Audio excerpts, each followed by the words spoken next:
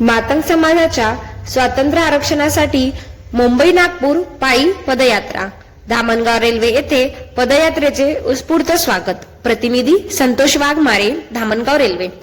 अमरावती मातंग समाजाला स्वातंत्र्य आरक्षण मिळावे, अनुसूचित जाती उपवर्गीकरण अ ब क तात्काळ लागू करावे, तसेच समाजाच्या विविध प्रलंबित मागण्या मागी लावाव्यात। या प्रमुख मागण्यांसाठी मुंबई ते नागपूर अशी भव्य पायी पदयात्रा निघाली।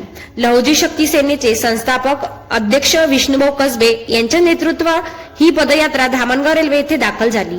संपूर्ण महाराष्ट्रात गावोगावी शहरोगावी मातंग समाज मोठ्या उत्साहाने या पदयात्रेत स्वागत करीत आहे। धामणगाव रेल्वे शहरातील समाज बांधवांनी ढोल ताशांच्या गजरात, जल्लोषात आणि मोठ्या जनसमुदायाच्या उपस्थितीत पदयात्रेचे स्वागत करून दृढ पाठिंबा दर्शविला। समाजातील सर्व वयोगटातील नागरिक मोठ्या संख्येने या पदयात्रेत सहभागी होत आहेत। गेल्या अनेक दशकापासून सामाजिक, आर्थिक, शैक्षणिक व राजकीय क्षेत्रात मातंग समाजावर अन्याय होत असल्याचे विष्णुभाऊ कसबे यांनी सांगितले। आजपर्यंत या समाजातून एकही IAS अधिकारी निर्माण झाला नाही। राजकीय क्षेत्रातही संधी दिल्या जात नाही। समाज मुख्य प्रवाहात आणायचा असेल तर आरक्षणाची वर्गवारी आवश्यक आहे। आमचा हक्क आम्हाला स्वातंत्र्य आरक्षणातूनच मिळू शकतो। याच मागणीसाठी आमची ही लांब पायी पदयात्रा आहे, असे ते म्हणाले।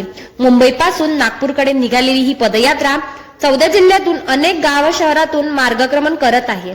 येत्या 12 डिसेंबरला नागपूर येथील हिवाळी अधिवेशनावर हजारो समाज बांधवासह धडक देऊन शासनाचे लक्ष वेधण्याचा निर्धार यावेळी व्यक्त करण्यात आला। धामणगाव रेल्वे येथील कार्यक्रमानंतर पुढील दिवशी आरवी मार्ग नागपूरकडे प्रस्थान करणार आहात। समाजाच्या हक्कासाठी ही पदयात्रा राज्यात मोठ्या प्रमाणात जनसमर्थन मिळवत असल्याचे दृश्य सर्वत्र दिसत आहे।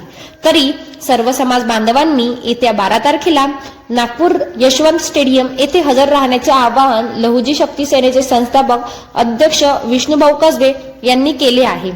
RES न्यूज सक्षम महाराष्ट्रासाठी आयुष वाघमारे, धामणगाव रेल्वे।